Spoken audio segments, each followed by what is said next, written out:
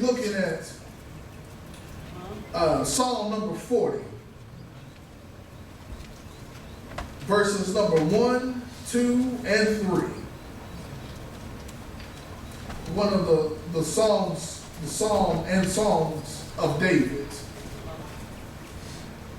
Again, it is Psalm number 40. Beginning at verse number 1, concluding with verse number 3. The word of God says, I waited patiently for the Lord, and he inclined to me and heard my cry. He also brought me up out of the horrible pit, out of the miry clay, and set my feet upon a rock, and established my steps. Verse 3 says, he has put a new song in my mouth. Praise to our God. Many will see it and fear, and will trust in the Lord. Praise the Lord, you may be seated in the presence of a holy God. Like the tag this text, you don't know what I've been through. All right. You don't know what I've been through. This, as I say, this is a psalm and a song of David. We don't know at what point in David's life he wrote it, but we know that he wrote it. And if we have read our Bible, we know that there are some things that David went through in his life that constitutes and allows him to write such a song as this. All right. Look at what David says. In my personal opinion, I think that this is old David. This is David sitting back and reflecting on his life. Look at what David says. He said, I waited patiently for the Lord. I can imagine how David is sitting back looking over his life and just got all happy and warm and fuzzy inside because he remembered waiting on God. He remembered waiting patiently on God. And I love how David is so poetic in his writing, because look at what he says, I waited patiently. That not only did he have to wait, but look at how he waited. He waits patiently. There's something to say about a patient waiter. You know how nowadays, and we briefly talked about this in Bible study, that we don't like to wait for nothing. All right. We don't like to wait for anything. That we got now we have instant potatoes. We got minute rice. That now what used to take hours and hours of cooking can now be done in 15 minutes. That we don't like to wait for anything, because in today's world and in society, that we have gotten so accustomed to having everything at the moment that we want it, that we don't want to have to wait for anything. And if I have to wait for it, that I'm going to be angrily waiting, and I'm going to be bitterly waiting, and that I'm not going to be patiently waiting, because I'm not going to be patient because I got to wait on it. All right. But David says, I waited patiently for the Lord. And excuse me for always going to food. I do like to eat, but I can remember having my grandmother cook these big Sunday dinners, but she wouldn't cook on Sunday. She would cook it all on Saturday. Yes. And I remember she would one of my favorite things is dressing. And it's so funny, because my wife and I had a conversation about this. I believe it was yesterday. I want some dressing. All right. And she said the same thing that my grandmother said. It's too hot to be trying to cook some dressing. All right. And I remember that whenever my grandmother would cook dressing, she would mix it all up and then let it sit for a little while. Yes. And then she would put it in the oven after it had set for a little while. And it was one of those things that she had the oven down low, because she was saying that it's one of those things that there's some things you just can't rush. And you just got to let it do what it's going to do. All right. And so she would get up early in the morning and she would fix the dressing up. And what she would do is she would put it in the oven on a low temperature and let it just sit there and cook. And she wouldn't go and check on it because she was saying that the more you open the oven, the more you lose the heat. And the more heat that you lose, the longer it's going to take to get done. So what she would do is she would put it in the oven and she would just leave it alone and let it get done. All right. And I would ask her, Grandma, how do you know when it's done? She said, I know when it's done when I can smell it. All right. And I would begin to smell things. Like, Grandma, is it done yet? No, it's not done yet. It don't smell right yet. And when finally she would take it out, and it would just be so good. It would still, the top of it will be done, and a little extra done because she wanted to get that crunch on the top of it, but then the bottom of it and the middle of it is still juicy. And I can remember how she would always know when it was done because she could look at it and say, it's done now. All right. It took some patience to learn how to cook like that. Yes. And to learn that you can't just keep running and checking, is it done now? Is it done now? And God does us the same way. That sometimes that God will leave us in our situations, that God will leave us in our circumstances, that God will leave us in a hurtful place, but not because he wants to hurt us, because he wants to grow us, and he knows that he's checking on us, and he knows when we're done yet. But so many times we get impatient being in that place because we want to always, God, get me out of this. God, get me out of this. God, either move them or move me. God, move it or move me out of the way. God, move this mountain or get me out of this valley because I don't like being in this hurtful place. But God says, I can't move you yet because you're not done right now. You're not got to the point that I need you to get. You haven't learned what I need you to learn. You haven't trusted me the way I need you to trust me. You haven't been built up the way that I need to build you up. But when we get the lesson that God has for us in the valley, just know that he will take us out of that valley and he'll put us on that mountain. It says, and I waited patiently for the Lord. And then look at what David says. That not only was I waiting patiently, notice what David does not say. David does not say how long he had to wait. And I'm so glad that God does not allow David to write how long he had to wait. Because if David would have said that he waited for 6 months, then that would have been argued today that 6 months and 1 hour, God, get me out of here. I've waited like David had to wait. It's been 6 months now, God, I'm looking for you. I'm waiting on you. But God says that I can't have a time duration on the time that you got to wait because your time is not David's time and David's time is not your time. He says that I just had to wait. I had to wait, and I waited patiently.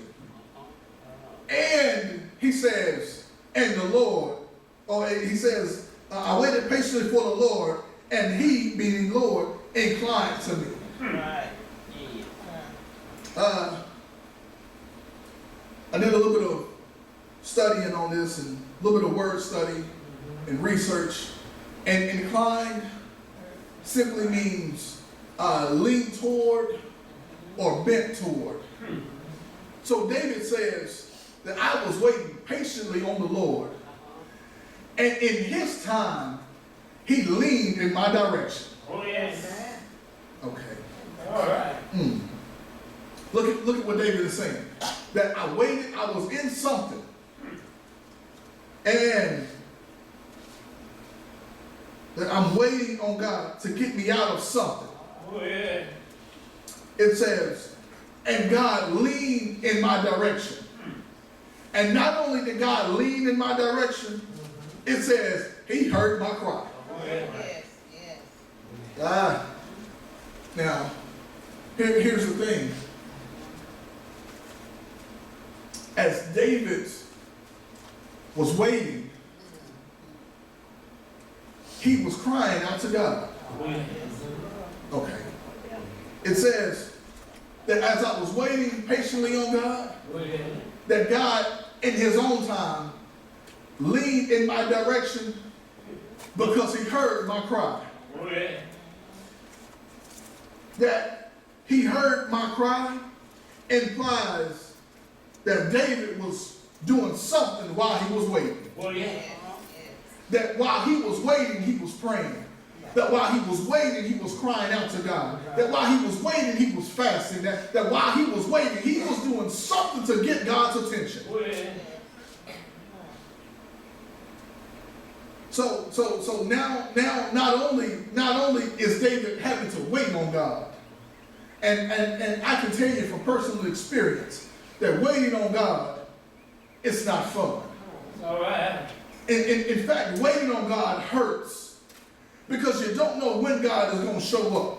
All right. Waiting on God tests your faith because you don't know when he's going to show up. And if he doesn't show up in enough time, you will soon begin to think that he's not going to show up at all. Oh, yeah. But waiting on God and waiting patiently on God also builds your faith. Yes. Because when you look back over your life, you can say that I know that the God will come through. How do I know? Because he came through the last time, and the time before that, and the time before that. And if I can just wait just a little while longer, I know that he's going to show up. Yeah. Amen. I'm not sure if I told you the story, but my dad, he was always notorious for being late.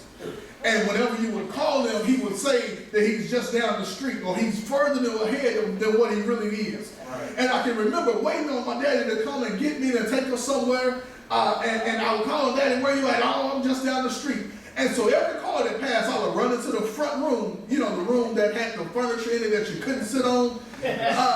My parents had one. And the only time I was allowed to go in there is if I was peeping out the window. And so whenever I would hear a car go down the street, that's my dad, and I would run and peek, and I go, no, that's not him yet. Another car go by, here I go dropping everything that I'm doing, and I go and peek out the window and see if that's him, because I'm ready to go, because you said you were on your way. All right. And that's how God does. Yeah. And I can imagine that's how David was doing with God. As he's waiting patiently, he's waiting on his breakthrough. He's waiting on his miracle. He's waiting on God to show up. And then when it seems like God is coming down the street because the guy next door to David got blessed, the guy David says, uh-oh, it must be my time because God is in the area. God is in the neighborhood. God is on my street. So I'm going to go and look out the window and see God isn't my time yet. Well, God, you just was right there next door. Then you jumped across the street. Then you went down the street. So God, when is my time? All right. That's it. Oh, yeah. Amen. But in all of his waiting, he never gave up. In all of his waiting, he never threw in the towel. In all of his waiting, he never cursed God and said, God, you're taking too long. I could have done this on my own faster than this and better than this. All right. But he says that while I was waiting patiently, that I was crying out to God, that I was praying to God, that I was getting in the presence of God, that I was reading God's word. I was doing something to let God know that I'm still on the phone. Oh, yeah. He says, he also brought me up out of a horrible pit. Oh, and this is where it started to get good to me. Because I began to look and say, David, which pit are you talking about? And as I began to recount David's life, you know, David had a few pits in his life. All right. We don't know if David is being metaphorical or if he's being literal with this horrible pit. Oh, yeah. But we do know of some pits in David's life. Remember when he got anointed as king? That he wasn't the first choice. He wasn't the second choice. All right. He wasn't the third choice. In fact, David was so far down the line that Daddy didn't even invite him in the house. All right. And then we see after he's anointed as king, the first thing he has to do is go and play the harp for Saul. Because God sent a distressing spirit on Saul.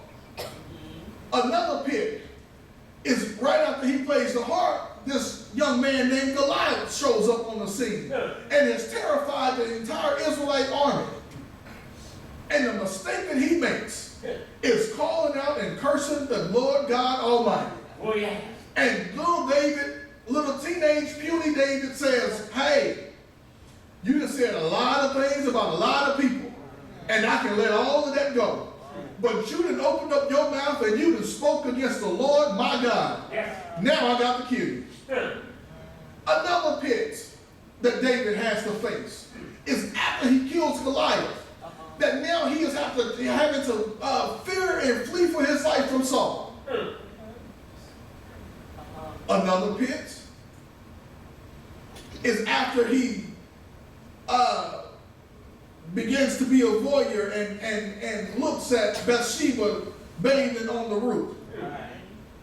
So we don't know if his pit was something that he brought in himself out of his own actions. We don't know if his pit was directed after something that he did, or if it was something that somebody else did. Because he has several pits in his life. He had the pit of the sin with Bathsheba. He has the pits that follow that and that are directly tied to that. He has the pit of family violence and his family being ripped and torn apart. Because soon after his adulterous affair with Bathsheba, Absalom begins to rise up against him and tries to take over his throne. And in fact, Absalom almost does it. The same people who was crying, crown David, is now turned against David and is joined alliance with his son. All right. And is also trying to kill David. Which lets us know that people will and can and might just change their mind on how they feel about you. All right. But we don't know what the pit is that David is talking about. But it doesn't matter what the pit is. Can we focus on God and say it doesn't matter what the pit is, that whatever the pit is, God is able, he is strong enough, he is mighty enough, and he is powerful enough to get you out of the pit. Yes, sir. David says, and he also brought me up out of a horrible pit. That I was in a low place, that I was in a down place, that I was in a depressed place, and God brought me out. Oh, yeah. And so this is the reason why we can't judge David's praise, because we don't know what David has been through. And I can imagine that if I grab the cordless mic and hand it around, that somebody can say to Pastor, you don't know what God has brought me through. You don't know how God has made a way. That you don't know how God has helped me out. That you don't know how God has opened up doors and people try to close in front of my face. That you don't know what I've been through. So how dare you try to judge my praise? Oh, yeah. Oh, yeah. And I can imagine that David wrote this, and as he wrote this, he thought back to when the Ark of the Covenant was coming back into the land of Jerusalem, and the Bible says that when David took 6 steps, that he began to make an offering in front of the Ark of the Covenant, and it says that David got so happy and was so full of the Spirit that he began to dance out his clothes. Yes. Remember what happens after that? He gets home and his wife goes and says, oh, well, look at the king.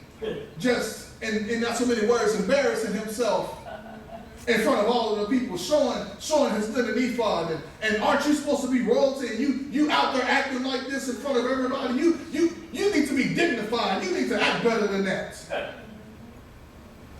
David says, woman, if you thought that was something, you want to see this next praise that I'm about to give God. All right. All right. And so we don't know what somebody is going through. All right. And so you may wonder why sometimes we praise the way that we praise, and sometimes we shout the way that we shout, and sometimes that we may not even say a word, but tears are just streaming down our faces. That's because you don't know how hard I've had it. You don't know what doors God has opened. You don't know how God has had to rock me in the cradle of his arms in the middle of the night. You don't know what God has had to keep off of my mind, because God has been so good to me. Oh, yeah. Oh, yeah. It says that he brought me up out of a horrible pit, out of the miry clay. Ooh. Oh, yeah. That David said that he was in such a place, look at this, that David was in such a low place that he couldn't even keep his footing. Because that's what that out of the miry clay means. It's a slippery foundation. It's something that's like mud, and you've seen clay before. That clay in its natural state is slippery, and you can't really gain your footing and traction in it. And so what David is saying is, I was at one point in my life that I was so low that I could not get up on my feet. And if it had not been for God, look at what David says, that I was in a pit and he brought me out of the pit, out of a slippery place, out of a slippery situation, out of a slippery circumstance, out of a place where I couldn't get myself out of. And it says, and he set my feet upon a rock. Yes. This should be known for everybody not to be arrogant and not to be proud, because you were in a place at one point in your life that you couldn't get yourself out of. And if it had not been for the grace of God who got you out of the pit and got you on a sure foundation, oh, where would we be? Oh, yeah. It says that he brought me up out of a horrible pit, out of the miry clay, that I was in a place of just slipping and sliding. I tried to stand up, but I found myself falling back down. Because everything that I tried to build myself up on was just nothing but sand and mud. That I tried to build my life up on my money. But things happened and my money got a little funny. Oh, yeah. I tried to build my life on and my foundation upon my connections and my friends. But when my money got a little funny, my friends became few. Yes, sir. And the people that I thought I could really count on were no longer there to be seen. I can imagine that David says, I tried to build it up on my reputation.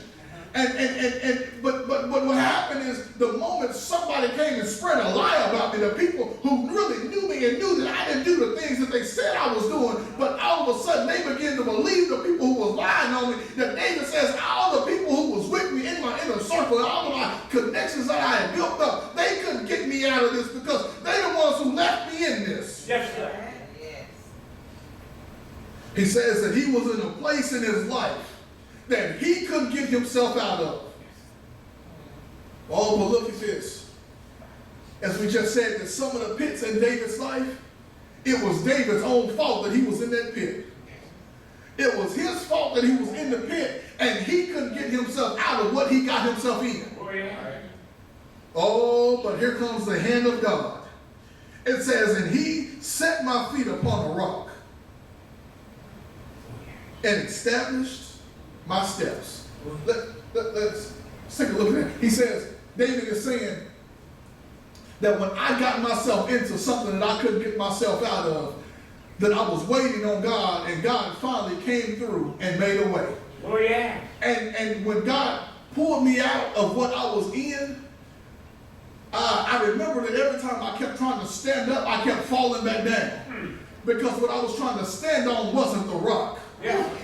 Oh, yeah. And when God pulled me out, he didn't put me back on the same thing that I was trying to stand on. He changed my foundation. Yeah. And now that he's changed my foundation, he changed what's up under my feet and what's holding me on the ground. And so now that he changed me from being trying to stand on mud and dirt and rocks and sticks, that now he set me on not only a rock, but the rock. Yes, sir.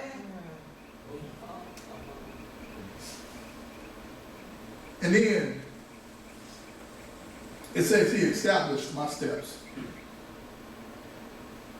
It says that not only did God get me out,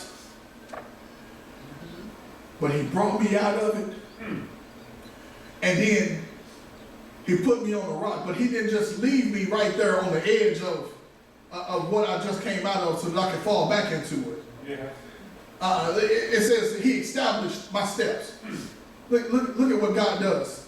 It says that he established my steps, meaning that God not only will bring you out, but God will not only bring you out and just sit you right on the edge of what he brought you out of, but he'll walk with you for a little while and make sure that you're able to stand on your own.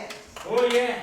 It reminds me of when I remember trying to ride a bike.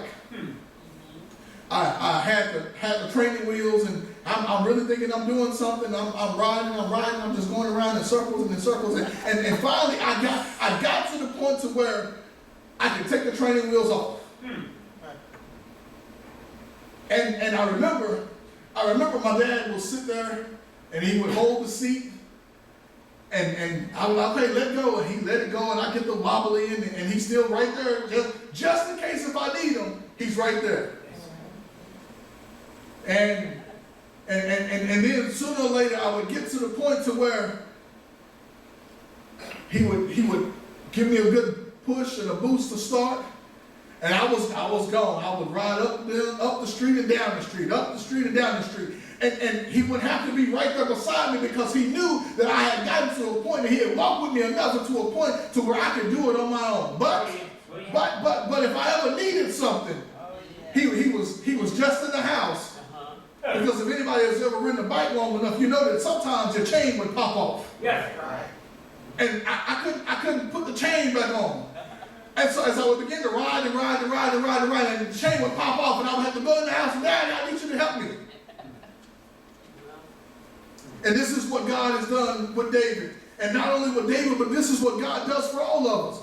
That at one point in our lives, he'll come and get us up out of the pit. He'll bring us out of the pit. He'll put us on a firm foundation, but he just won't leave us right there on that firm foundation. He'll walk with us. He'll talk with us. He'll tell us that we are his own. And then he will begin to, it would seem like leave us alone, but he won't really leave us alone. It's just that as we grow closer to him, that he feels like he knows that he can take a step away. And he knows that we will begin to be okay without him being right there up on us all the time, because we have grown enough in him and we know that God is always right there. Oh, yeah.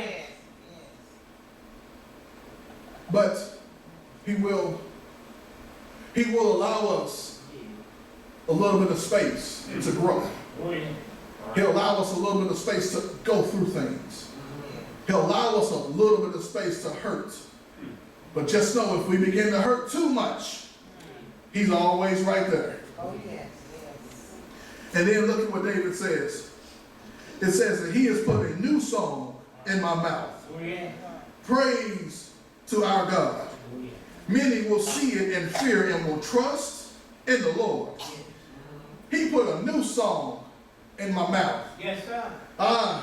He put a new song in my mouth. I don't have the best voice, but I can tell you that God has put a new song in my mouth, that I can sing my song unto God. It may be a different song than what your song is, but I guarantee you that if we open up our mouths and we sing our song, that God will get the praise, because God is the one who got us out. That God is the one who made a way. That God is the one who is opening up doors. That God is the one who is protecting me. That it's him that's provided for me. It's him that's taking care of me. It's him that's leading, guiding, and directing me. Oh, yeah. And because I realize what God is and who God is and what he is doing, then I can sing my song. That he's put a new song in my mouth. See, the old songs that I used to sing didn't mean nothing. And even though I may have been singing some church songs that I didn't know what I was singing, but now that I got a few miles on me, and I understand that what God has done for me, and I realize what God is doing for me, and I can look back over my life and say that God, if it had not been for you on my side, oh, where would I be? That he has put a new song in my mouth. That it's not the old song that I used to sing. It's a new song, because he is doing a new thing in my life.